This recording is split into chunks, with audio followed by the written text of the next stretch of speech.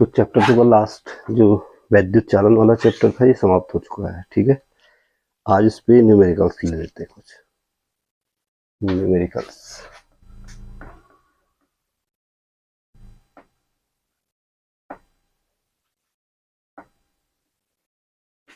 यानी कि आंकिक प्रश्न है, हिंदी में क्या बोलेंगे?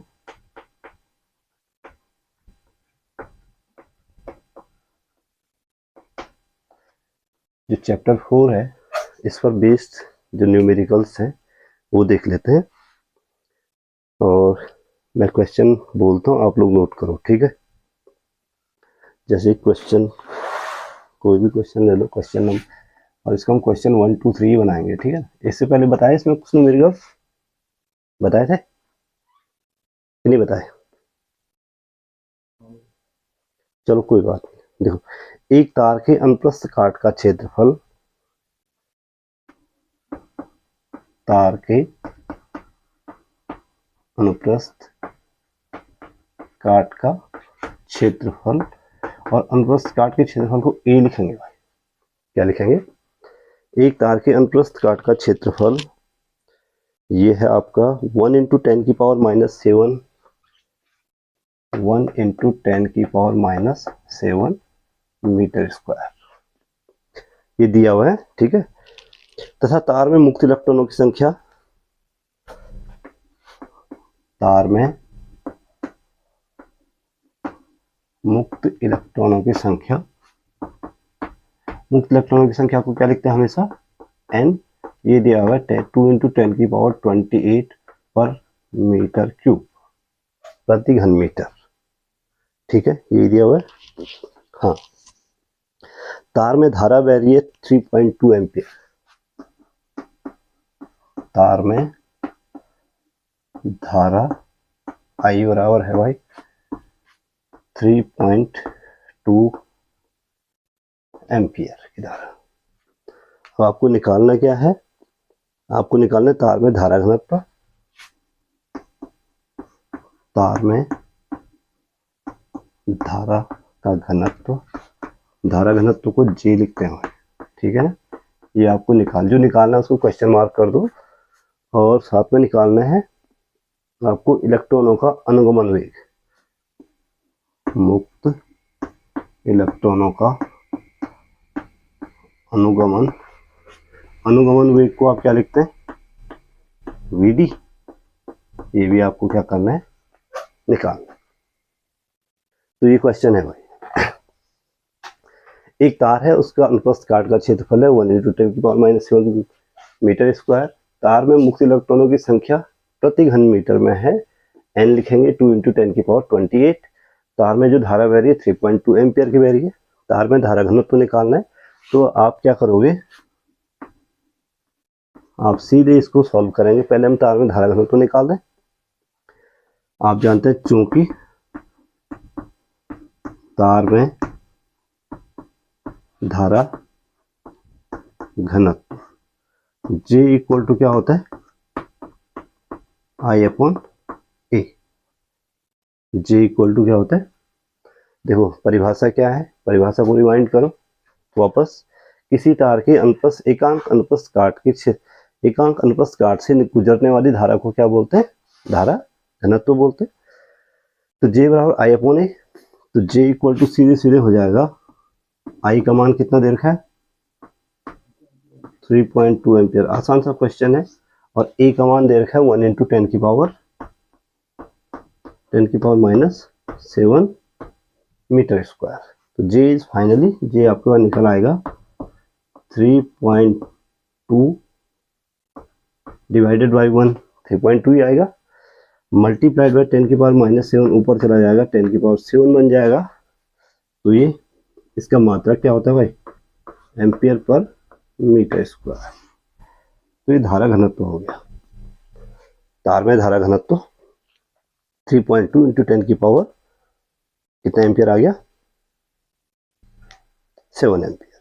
ठीक है, और नंबर सेकंड आपको क्या निकालना है? आपको निकालना है इसका नंबर फर्स्ट। तो आपको पुनः आप जानते हैं अनुगमन वेग से, अनुगमन वेग एवं वैद्युत धारा में संबंध। वैद्युत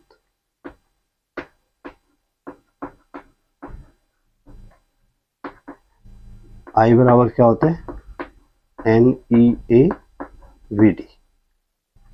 I इक्वल टू NEA, या तो आप इससे निकाल सकते हो, यहाँ पे I का मान आपको मालूम है, N का मान मालूम है, E का मान मालूम है, और VD निकालना है।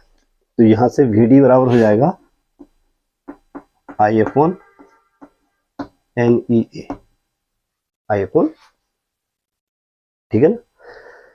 या तो ये एक तो, या तो आप इससे निकाल लो, या फिर आपने अभी कैलकुलेट किया है J का मान, क्या हुआ, देखो J का मान से हम अगर निकालेंगे तो और आसान हो जाएगा। तथा दूसरा तो निकालने के लिए आप इससे भी निकाल सकते हैं, ध्यान रहे, चाहो तो यहीं पे निकाल लो।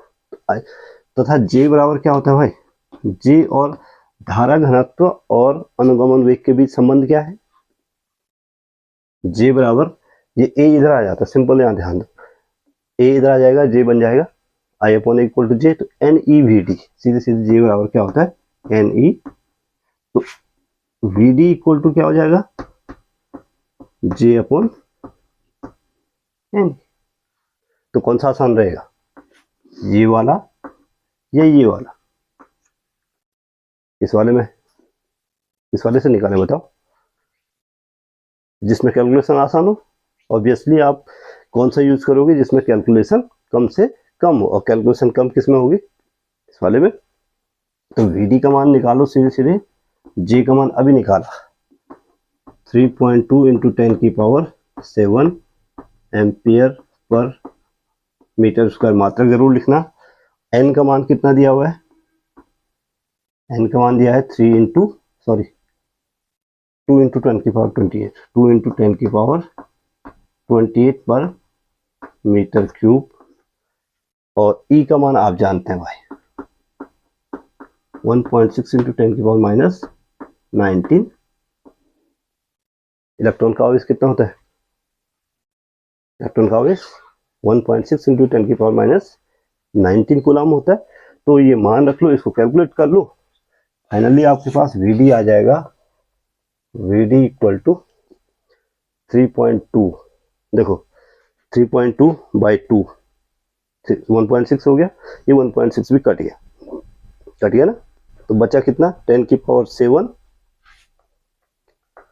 ऊपर 10⁻7 बचा, और नीचे बचा 2 इंटू, ये दोनों तो कट गए, बचा 10⁻28 माइनस 19, यानी 10⁻9, 10 मीटर पर सेकेंड, यानी VD इक्वल टू आया 10⁻2 मीटर पर सेकेंड, -2 मीटर पर सेकेंड। देखो ये ऊपर जाएगा ना, 10⁻9 ऊपर जाएगा, 10⁻−9 बन जाएगा, 10⁻2 मीटर पर सेकेंड, ये आपका आंसर हो गया।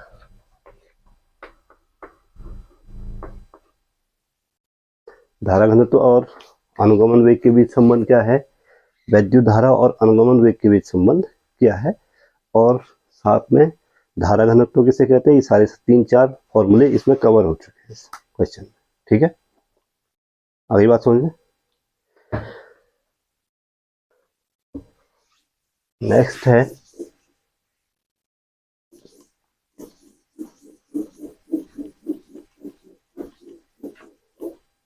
नेक्स्ट क्वेश्चन लिखो, और जो जितने फॉर्मूले हैं उनमें उन सारे फॉर्मूलों को कवर करते हुए चलते हैं, ठीक है ना।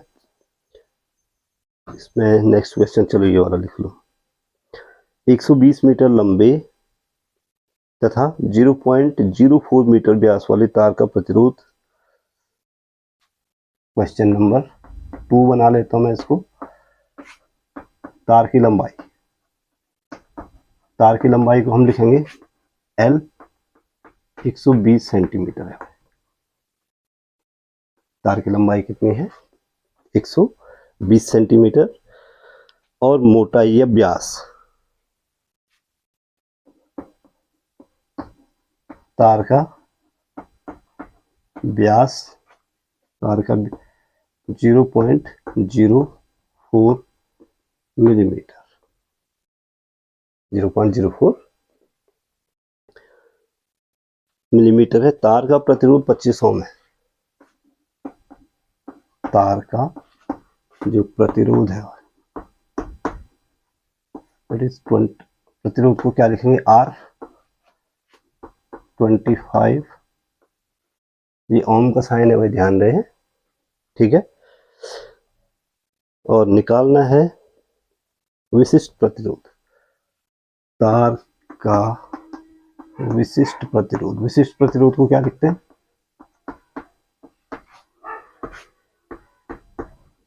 विशिष्ट प्रतिरोध को लिखते हैं रो।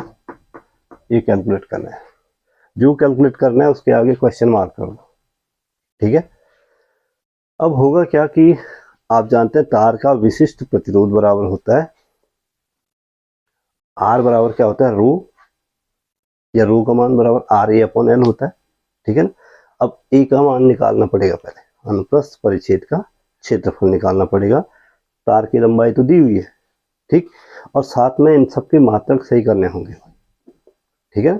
तो हल में आप लिखोगे, देखो तार की लंबाई, तार की, आप चाहो तो वहीं पे सॉल्व कर सकते हैं। तार की लंबाई L बराबर 120/100 सेंटीमीटर को मीटर में बदल दो। 1 मीटर कितने सेंटीमीटर के बराबर होता है, 100 सेंटीमीटर। तो ये हो गया भाई L बराबर हो गया 1.20 मीटर, ठीक है। और तार का जो व्यास है, तार का व्यास 0.04 मिलीमीटर है। तो त्रिज्या कितनी हो जाएगी, त्रिज्या स्मॉल r लिख दो, बराबर 0.02 मिलीमीटर, 0.02 हो गया ना। तो r बराबर हो गया भाई, अब इसको मीटर में चेंज कर लो। 1 मीटर में कितने मिलीमीटर होते हैं, कितने, 1000। तो 1000 से डिवाइड करो, 0.02 इंटू 10 की पावर -3 मीटर। ये r बराबर हो गया 2 इंटू 10 की पावर -5 मीटर। आते हैं 10 की घातों के रूप में लिखना आता है कि नहीं आता है। 1000 बट्टे में है तो यानी 10 की घात 3 है, ऊपर आके 10 की घात 3 हो गया। या हमें 0.2 स्थान बाईं ओर खिसकाना है, दाईं ओर खिसकाना है, तो माइनस घातें 2 और बढ़ जाएंगे, तो 10 की पावर माइनस। और इसलिए तार के अनुप्रस्थ परिच्छेद का क्षेत्रफल, तार के अनुप्रस्थ परिच्छेद का क्षेत्रफल निकालो है। क्षेत्रफल क्यों निकाल रहे हैं, क्योंकि देखो फॉर्मूला क्या है, फॉर्मूला है rho equal to R A/L। इस फॉर्मूले को ध्यान में रखते हुए निकालना है चीजों को, ठीक है। L तो दिया हुआ है, A का मान निकालना है। तो अनुप्रस्थ परिच्छेद का क्षेत्रफल होता है इस समय A, तो A बराबर होता है πr²।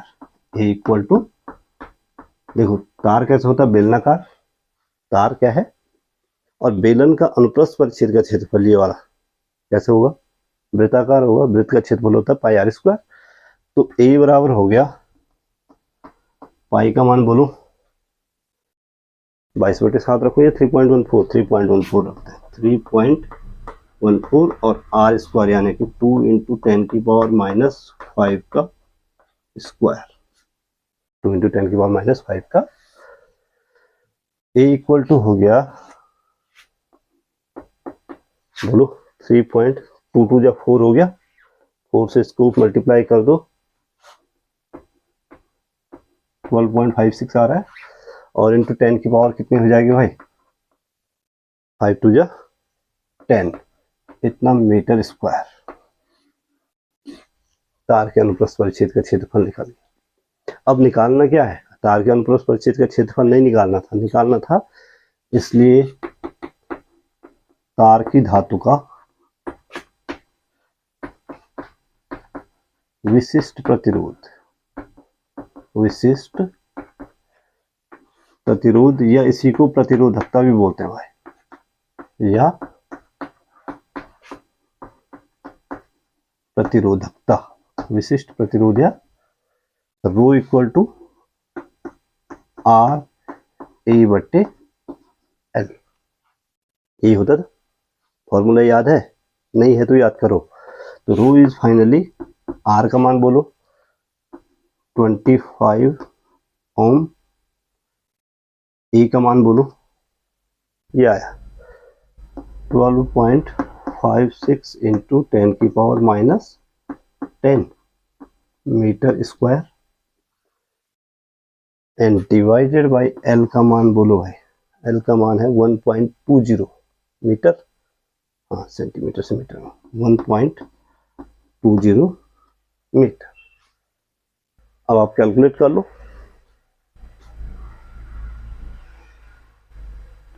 रो इक्वल टू, देखो 25 को इससे मल्टीप्लाई करो और 1.20 से भाग दे दो, फटाफट करो कैलकुलेट, कितना आएगा?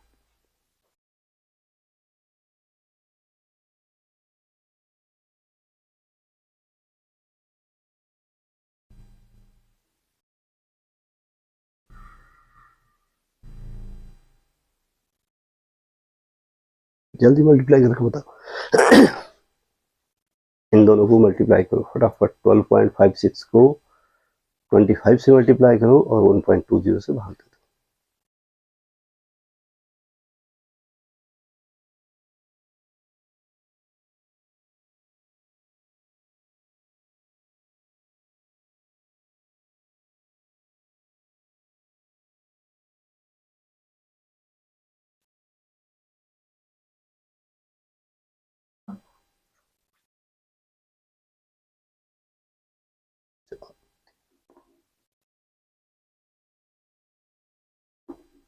ये तो 300,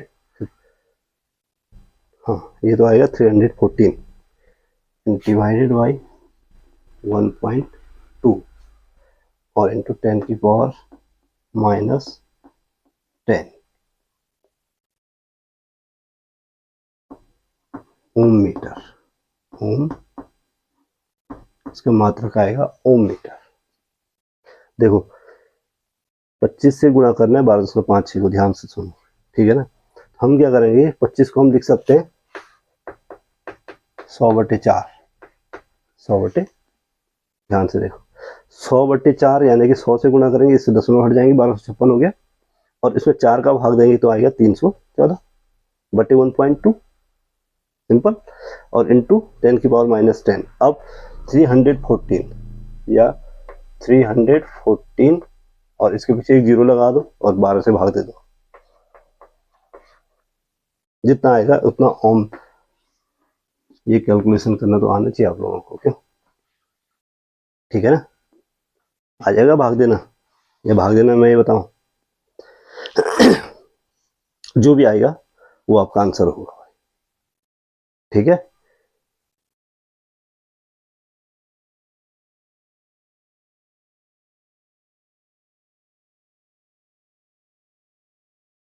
और इसका आंसर तुम्हारी किताब में दिया हुआ है 2.6 इंटू 10 की पावर माइनस 8, 2.6 इंटू 10 की पावर माइनस 8 ओम मीटर।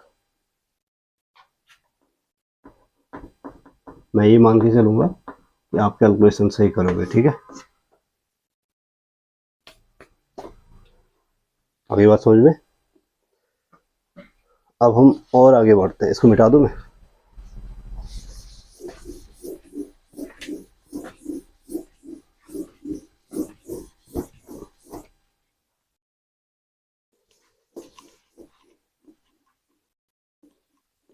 नेक्स्ट क्वेश्चन है, हाँ ये वाला, ये क्वेश्चन कई बार एग्जाम में पूछे जाते हैं भाई। एक प्लेटिनम प्रतिरोध तापमापी में लगे, क्वेश्चन नंबर कौन सा ले लूं, 3, ठीक है। एक प्लेटिनम प्रतिरोध तापमापी में लगी कुंडली का प्रतिरोध 0 डिग्री सेंटीग्रेड पर 3 ओम है। 0 डिग्री सेंटीग्रेड पर प्रतिरोध, इसको R0 लिखते हैं भाई, क्या लिखते हैं, 300 डिग्री सेंटीग्रेड प्रतिरोध है 3 ओम, 3.00 ओम। आप चाहो सिंबल भी बना सकते हो, ठीक है। 100 डिग्री पर है, 100 डिग्री सेंटीग्रेड पर, 100 डिग्री सेंटीग्रेड पर प्रतिरोध, इसको क्या लिखेंगे, R100 3.75 ओम। 3 अज्ञात ताप पर प्रतिरोध, अज्ञात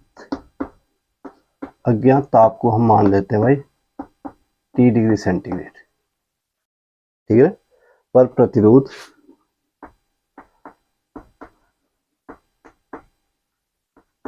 इसको हम लिख देते हैं RT। RT बराबर दिया हुआ है भाई 3.7 नहीं 3.15 ओम, 3.15 ओम। तो अज्ञात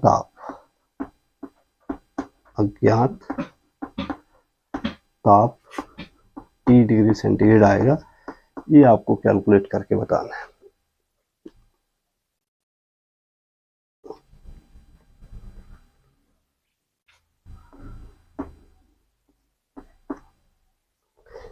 इसके लिए एक सिंपल सा फॉर्मूला है, T बराबर RT माइनस R0 बटे R100 माइनस R0। देखो अज्ञात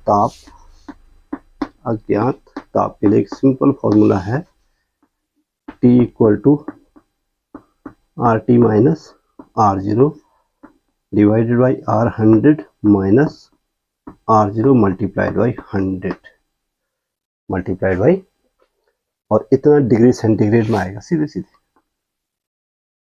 याद रहेगा फॉर्मूला, रहेगा। तो यहां से T बराबर हो जाएगा,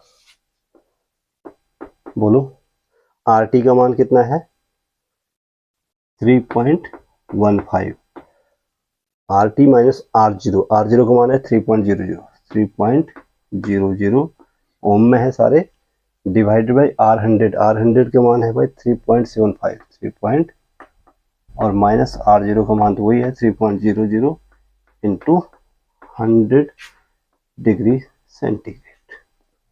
कैलकुलेट कर लो, T equal to RT minus 3, ये बच जाएगा 0.15, ये बच जाएगा 0 और इंटू 100 डिग्री सेंटीग्रेड, ये बचेगा, दशमलव हटा दो,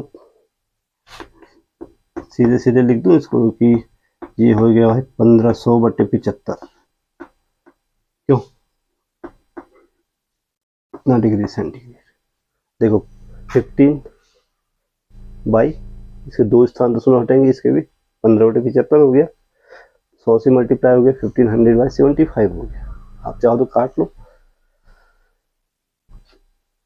15 से ही कट रहा था वैसे भी, ये 100 टाइम कट जाएगा 5 टाइम, T बराबर 20 डिग्री सेंटीग्रेड आ गया। अज्ञात ताप कितना है 20 डिग्री सेंटीग्रेड ताप पर जो प्रतिरोध होगा वो इतना होगा भाई,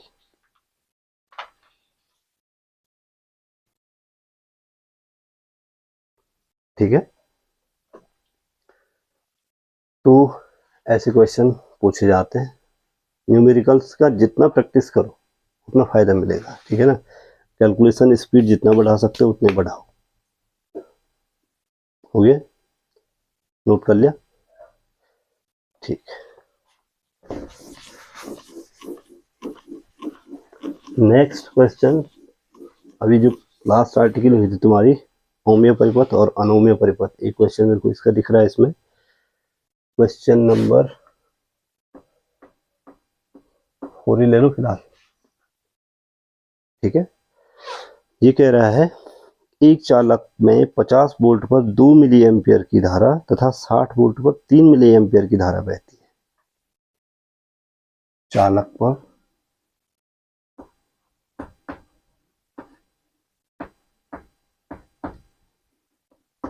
50 वोल्ट पर धारा,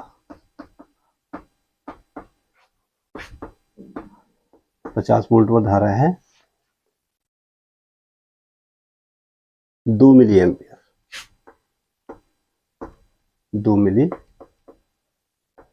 और 60 वोल्ट पर अगर हम वोल्टेज 60 वोल्ट कर देते हैं, 60 वोल्ट पर धारा है 3 मिली एम्पियर, ठीक है ना, या एम ए भी लिख सकते हैं आप इसको, सिंपल।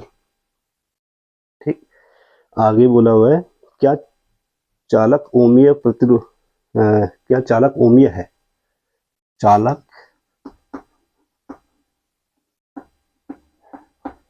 ओमीय है या नहीं, पहली चीज तो आपको ये निकालना है, ठीक है ना।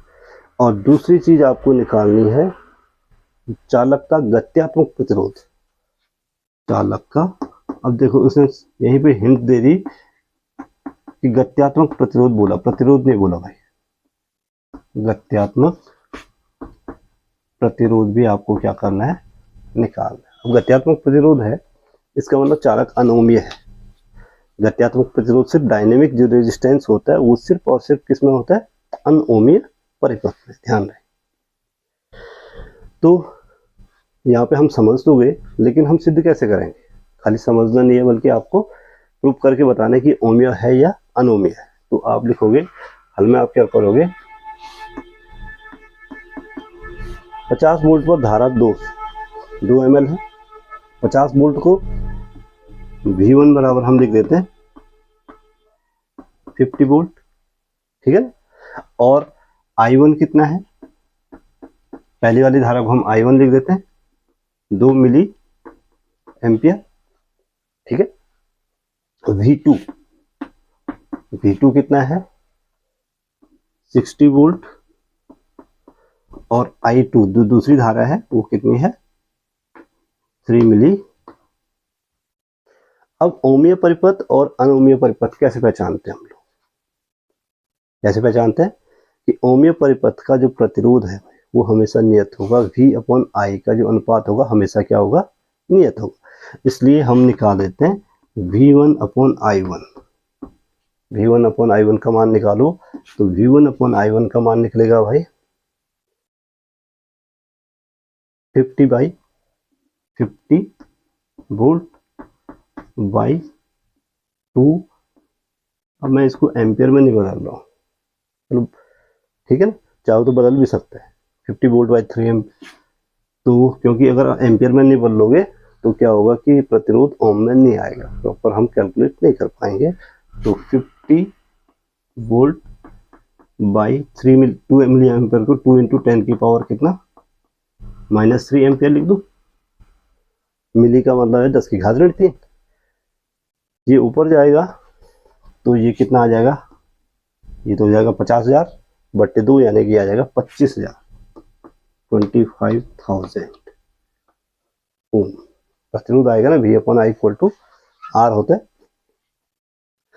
और V2/I2 कितना निकलेगा, V2/I2 को भी कैलकुलेट करो, V2/I2 हो जाएगा 60 वोल्ट 60, और बट्टे I2 का मान है 3 मिली एम्पियर, 3 इंटू 10 की पावर -3 लिख दूं सीधे एम्पियर, ये लिख दूं।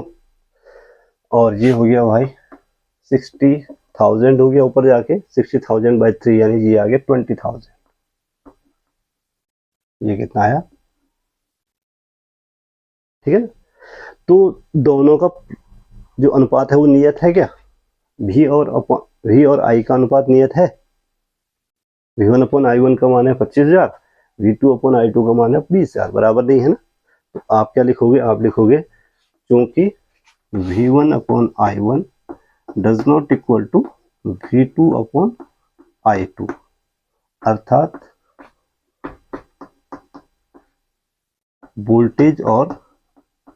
वोल्टेज तथा धारा का अनुपात समान नहीं है, समान नहीं है, तो ये अतः चालक या परिपथ जो भी है अनओमीय है भाई, कैसा है तो अनओमीय है। ये सिद्ध करने के लिए हमें V और I का अनुपात निकालना पड़ा, और क्योंकि अनुपात बराबर नहीं है तो इसलिए ये क्या है, अनओमीय है। ठीक है ना, अगर अनुपात बराबर होता तो ये परिपथ कैसा होता, ओमीय परिपथ होता। ठीक है, अब हमें निकालना है क्या, चालक का गत्यात्मक, इसलिए चालक का गत्यात्मक प्रतिरोध, चालक का गत्यात्मक प्रतिरोध, गत्यात्मक प्रतिरोध बराबर क्या होता है, डेल्टा V बट्टे डेल्टा I। डायनेमिक रेजिस्टेंस बोलते हैं इसको DR। ये क्या है, गत्यात्मक प्रतिरोध का मतलब है डायनेमिक रेजिस्टेंस, यानी कि DR लिख देते हैं इसको। ठीक है, तो DR बराबर हो गया डेल्टा V बट्टे डेल्टा I, और डेल्टा V का मतलब है कि V2 minus V1, delta V का मतलब है V2 माइनस V1, और डेल्टा I का मतलब है I2 minus I1, I2 minus. ठीक है, तो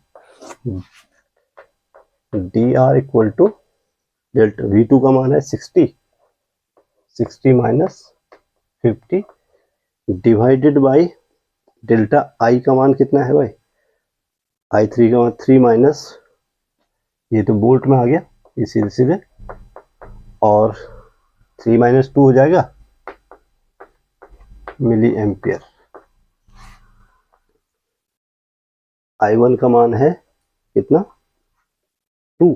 ठीक है, अब DR इक्वल टू हो गया 60 माइनस 50, 10 बाई 1 इंटू 10 की पावर माइनस 3, ये वोल्ट हो गया, और ये क्या हो गया, मिली एम्पियर को किसमें चेंज कर दिया, एम्पियर में। तो DR is finally dynamic resistance equal to 10 into 10 की पावर 3, 10 इंटू 10 की पावर, या वोल्ट पर एम्पियर को क्या लिखते हैं, वोल्ट और ampere is equivalent two ohm. तो DR इज फाइनली 1.0 इंटू 10 की पावर 4 ओम, या आप इसको 10,000 ओम भी बोल सकते हैं। जो गत्यात्मक प्रतिरोध होगा वो होगा कितना, कितना होगा, 10 इंटू 10 की पावर 3 या 10 की पावर 4, 1 इंटू 10 की पावर 4, या 10,000 ओम। आई बात समझ में कि नहीं आई, आ गई। तो ये है कहानी।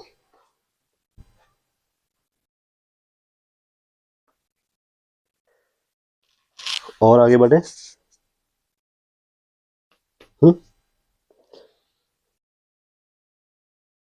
चलो लिखो नेक्स्ट क्वेश्चन।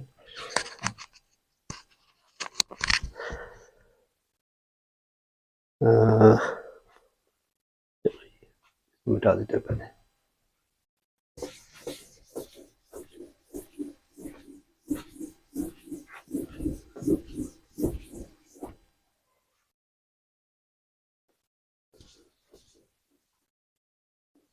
एक क्वेश्चन और देख लेते हैं, ठीक है ना, कौन सा देख, ठीक है, क्वेश्चन नंबर 5, कोई भी क्वेश्चन ले लो। क्वेश्चन नंबर 5 है भाई, एक बिजली की प्रेस, प्रेस समझ दो, प्रेस का प्रतिरोध 44 ओम है।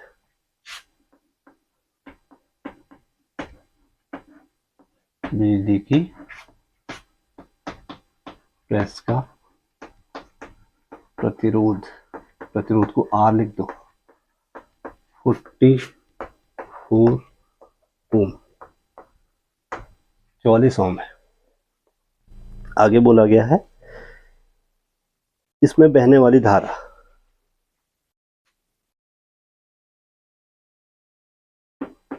प्रेस में बहेगी, प्रेस में बहने वाली धारा को क्या लिख देते हैं, आई। आई बराबर कितना दे रखा है, 5 एम्पियर, 5, और निकालना क्या है भाई, निकालना है प्रेस की सामर्थ्य, प्रेस की सामर्थ्य को क्या बोलते हैं, क्या लिखते हैं, पी। पी क्या करना है, कैलकुलेट करना है। अब आप जानते हैं चूंकि किसी भी वैद्युत परिपथ की सामर्थ्य, वैद्युत परिपथ की सामर्थ्य P बराबर क्या होता है भाई, P बराबर, बोलो, कल बताया भाई, कल वाले आर्टिकल में, ऐसा भी नहीं कि बहुत पहले बता दिया सर। P बराबर होता है VI बराबर I स्क्वायर R बराबर V स्क्वायर बट्टे R।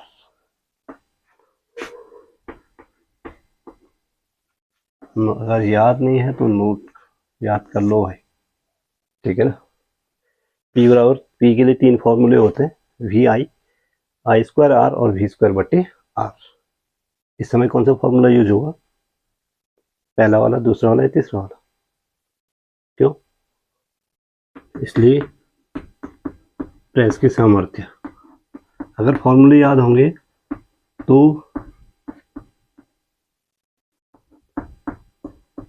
आई स्क्वायर आर क्या होता है, आई स्क्वायर, आई आर नहीं होता बल्कि आई स्क्वायर आर। तो प्रेस की सामर्थ्य पी बराबर हो जाएगी आई स्क्वायर आर, क्योंकि हमें आई भी दिया हुआ है और आर भी दिया हुआ है, ठीक है। वी और आई दिया होता तो ये फॉर्मूला यूज होता, और वी और आर दिया होता तो ये वाला फॉर्मूला यूज होता, ठीक है। तो इसलिए पी बराबर आई स्क्वायर, आई का मान बोलो 5 एम्पियर और इसका स्क्वायर, और आर का मान बोलो 44 ओम। तो P इक्वल टू कितना आ गया भाई, मल्टीप्लाई करो, 5 5 जा 25, 25 इंटू 44, 1100 आया शायद, कितना आएगा 1100 वाट। कितना वाट प्रेस की सामर्थ्य होगी, 1100, ठीक है। तो ऐसे छोटे छोटे क्वेश्चन, ज़्यादा लेंथी क्वेश्चन है नहीं इस चैप्टर में, ठीक है ना। एक और क्वेश्चन मैं और देखना चाह रहा था, प्रतिरोध पे हो तो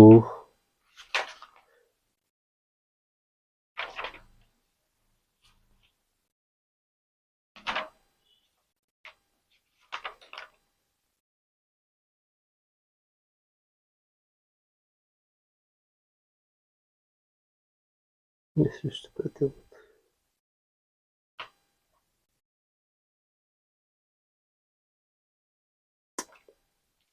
ठीक है, हो गया। आज के लिए बहुत है, तो आज के लिए इतना काफ़ी है।